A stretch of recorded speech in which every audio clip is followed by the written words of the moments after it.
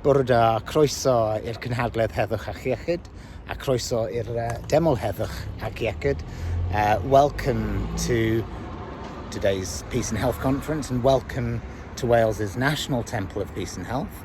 My name is Craig Owen. I'm the Heritage Advisor based here with the Welsh Centre for International Affairs, and I'm hoping you'll join me for a brief virtual temple tour exploring some of the stories behind Wales's fantastic peace heritage and also some of the amazing movements for world peace and for world health that have emanated from this very building. As with our on-site temple tours, we'll retrace the footsteps of history as we move through the spaces, starting with the Portico and Foundation stone outside, down to the crypt holding Wales's World War I Book of Remembrance, then the magnificent Hall of Nations, up to the Council Chamber and Temple Archives, before finishing in Wales's National Garden of Peace. Health, justice, peace. World War I was like a piece of hell. It prompted this temple of peace and health. With a book in a crypt with 40,000 names, so we remember the lost, like Mrs. Minnie James did. It was built 80 years ago, in 38, from international materials that mirrored its aim. It's Wales's hub for international campaigns, and it's still as relevant now as it was back then. If I asked if you heard of it, you might say no, and though I'd never caught word of it, I'm now in the know. It's a non-religious building, a catalyst for change, supporting citizens to be more globally engaged. So pause for a moment. You can almost hear the echoes of all the visitors throughout the years. And now that you know that this place exists, consider giving it space on your visiting list.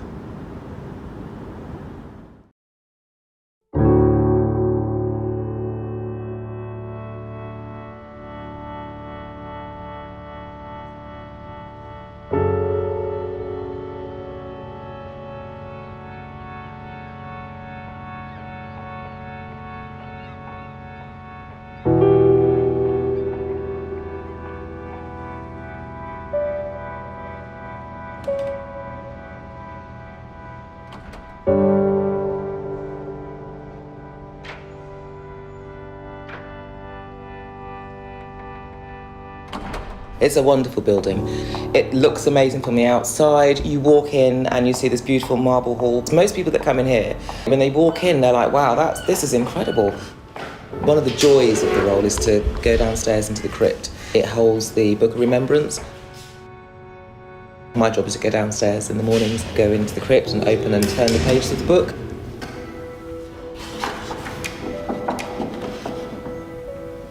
It's part of the tradition, and it's a beautiful tradition, and one that we obviously like to try and maintain and continue.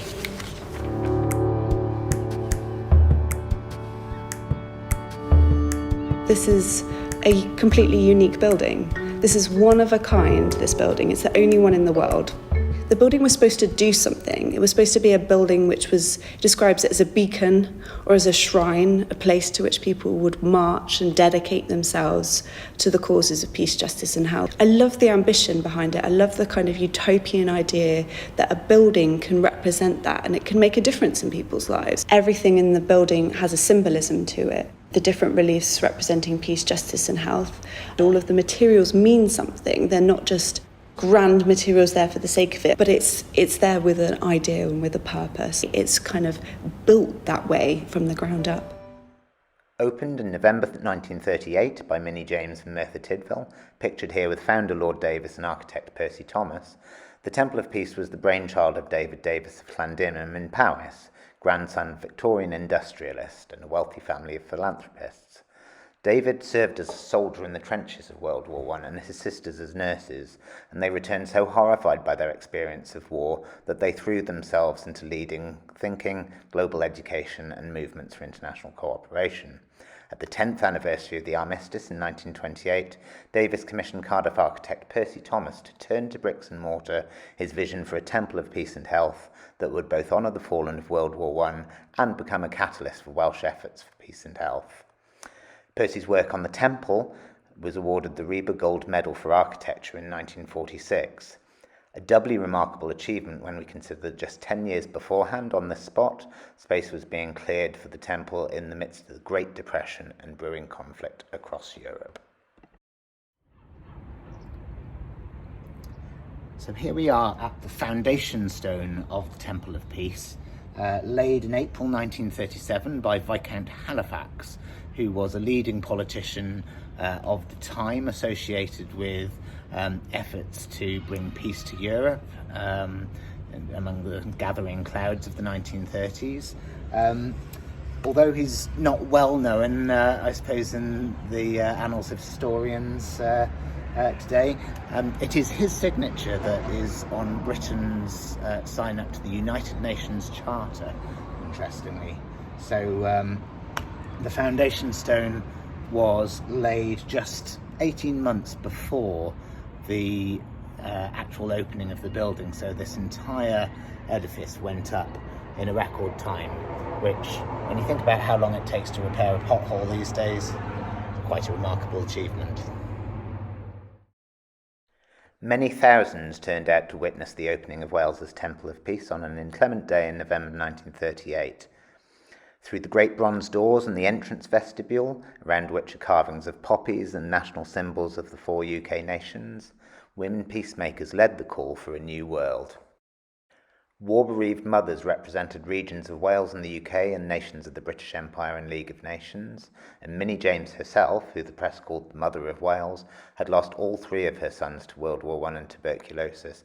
Her eldest, David James, worked in the drawing office of Dowlais Colliery and is one of the 40,000 souls commemorated in Wales's Book of Remembrance, to which we now turn in the crypt at the heart of the temple's foundations. Reposed in a case of Belgian bronze upon a pedestal of French marble, materials of Flanders fields, these 1,200 pages of vellum parchment are Wales's roll call of the fallen, all individually transcribed in medieval calligraphy, illuminated with gold and Indian inks. For decades, this was a place of pilgrimage. Names would be published in the Western Mail weeks in advance, and loved ones would travel from far and wide to witness the daily turning of the page ceremony, after which they would participate in a service in the temple overhead, making a pledge to peace. The crypt is surrounded by symbols of the counties of Wales, and in the antechamber, Kevin Sinnott's painting War symbolically reflects the chaos of great powers thrashing around as innocent onlookers are engulfed in the waves. The crypt also houses 2 memorial benches commemorating conscientious objectors who protested against World War I and successive conflicts, whose actions established the right to protest taken for granted in democracy today.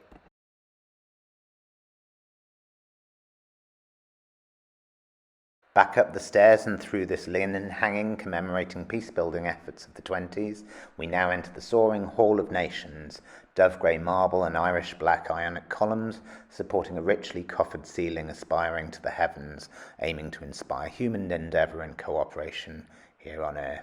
This temple was a place to bring together the people of Wales and the world, to create a future for their children free of the twin scourges of disease and war, a centre and resource for Welsh communities, for campaigns, movements, thinkers, diverse voices, all faiths and none.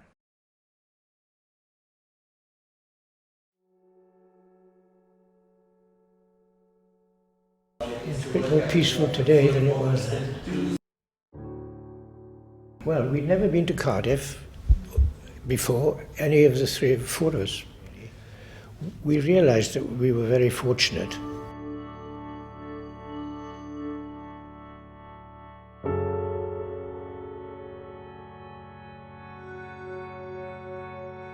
We'd all been briefed by the headmaster as to the background of this. This was the Temple of Health and Peace, if I remember. Not just the Temple of Peace. There was quite an emphasis on those who were involved on the health side of it. And it was because I'd lost an uncle and Owen had lost a brother. Well, I'd never seen a building like it. It was so, well, awesome really. Plain, but dignified and very impressive. There was this little old lady who was made a lot of fuss of. She was frail in comparison to all these big men that were around her, obviously important people, archbishops and mayors. But she had a sort of composure about her, We wondered at the time, and then we were told why she it was who was chosen, because she'd lost 3 sons in the war. If you can imagine that. Awful.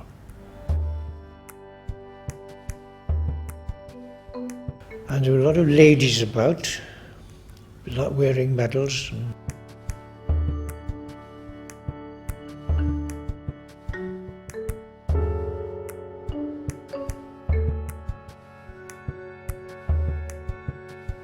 Was this taken on the day? This was, we only found it a couple of We are years. assembled here today to take part in the solemn dedication of this building to the noble purposes for which it was erected.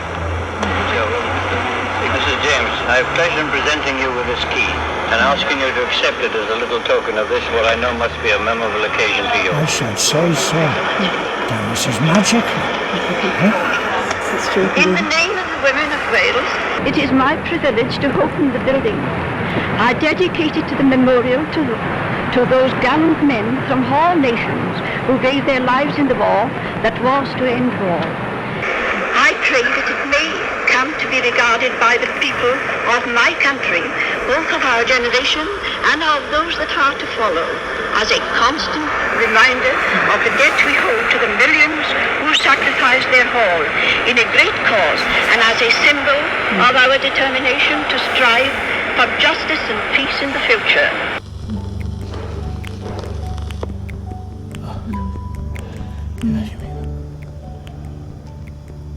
Isn't that wonderful? This is extraordinary.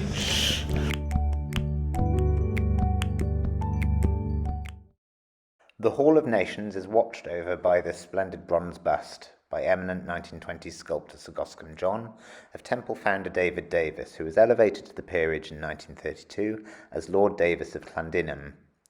He didn't set out as a pacifist by any means. He raised an army and served in Lloyd George's war cabinet, but his revulsion of war, and the mocking nickname at the time of the Peacemonger, spurred ideas and thinking on global peace and health that laid foundations for creation of the National Health Service and the United Nations, which sadly he did not live to see.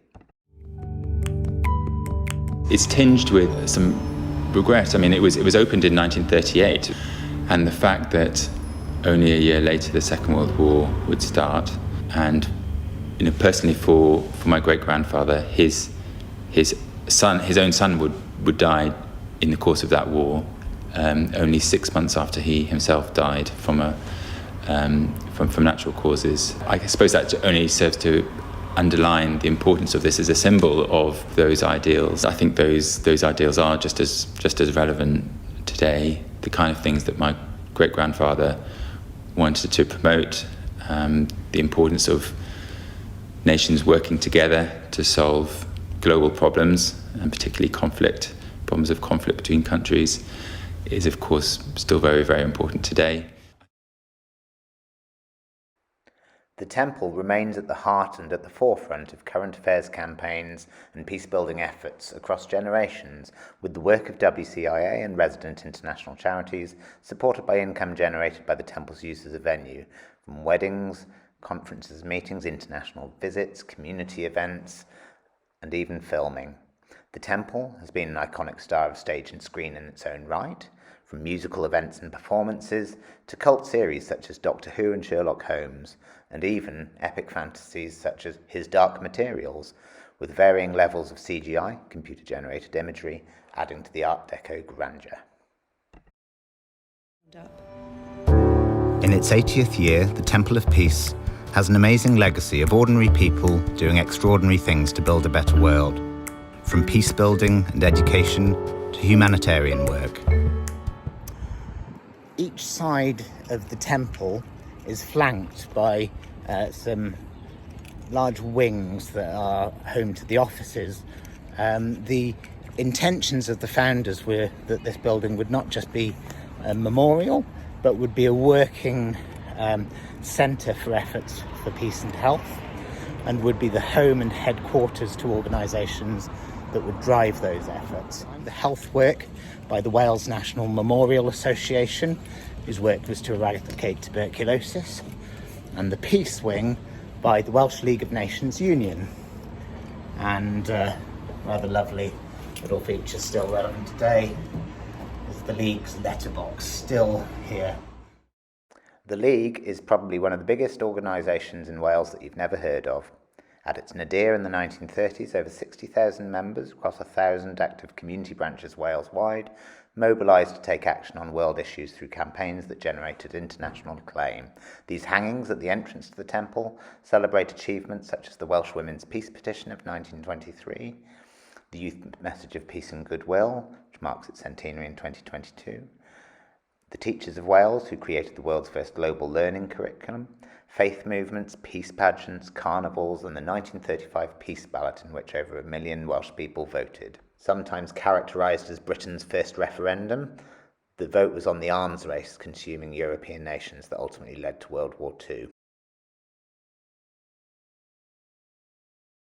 We turn now to the Health Wing, where Wales's National Memorial Association had a mission to eradicate tuberculosis, the scourge of consumption, one of the biggest killers in Edwardian Wales.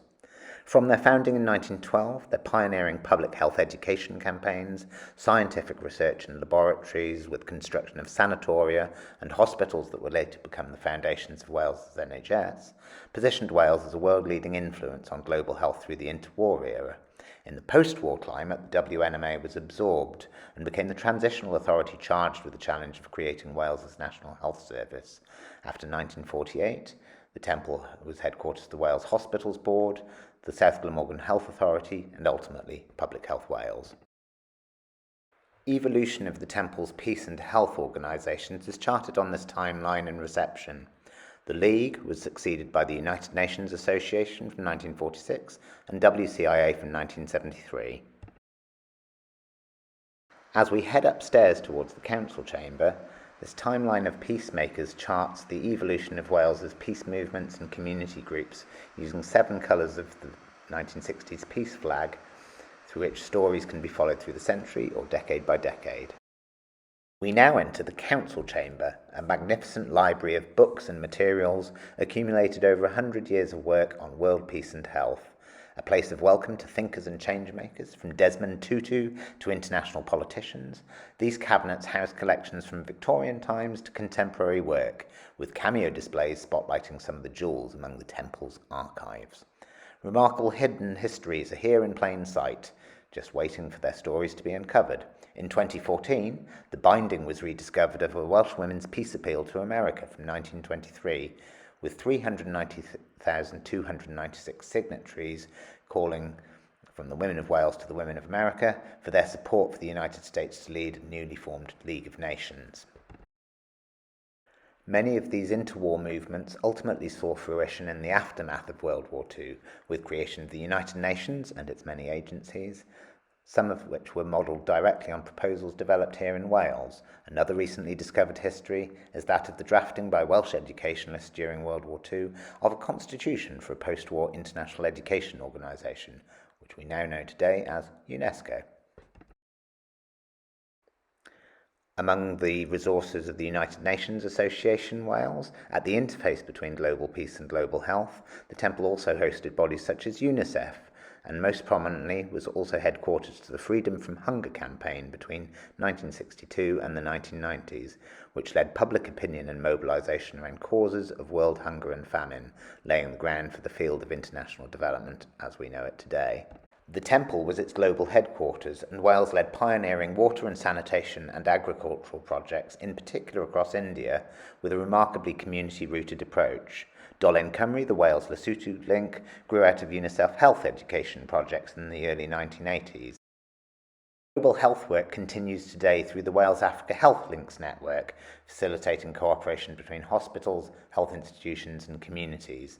And they're part of Hub Cymru Africa, the national coordination body for charities, supporting exchange between Wales and African communities working towards the UN's Sustainable Development Goals. Climate change and environmental conservation efforts are spearheaded by the Size of Wales programme and international volunteering by UN Exchange since 1973, building on a tradition of international volunteering peace camps started in Bryn Mawr in 1934. We head downstairs past these peace murals recording the ideas of secondary school pupils on what has inspired them from Wales's peace heritage. And as we pass the committee rooms, pause for a minute to contemplate the state of world peace past and present. An original map from 1938 of the mandates and activities of the League of Nations, and alongside the Global Peace Index from 2020 ranks the world's nations from most to least peaceful against measures ranging from foreign policy to human rights and equalities.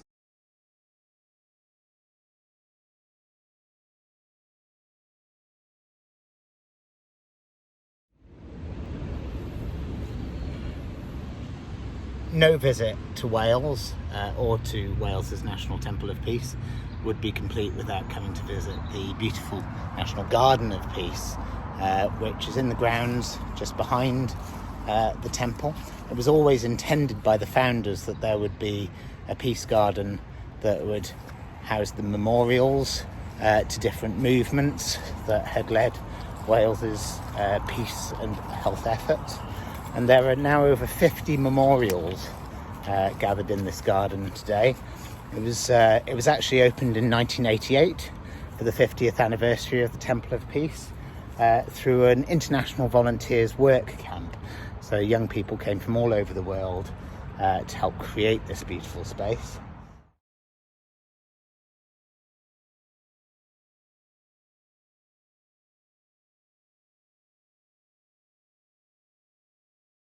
I would like to see the temple much more open and used.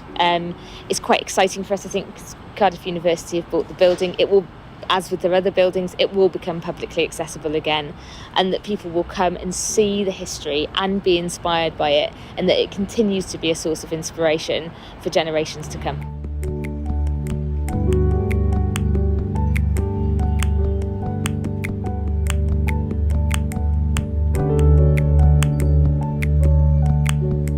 I pray that it may come to be regarded by the people of my country, both of our generation and of those that are to follow, as a symbol of our determination to strive for justice and peace in the future. Lord Davis gifted the Temple of Peace and Health to Wales. We are custodians of a national treasure of international significance to inspire successive generations to build a better world.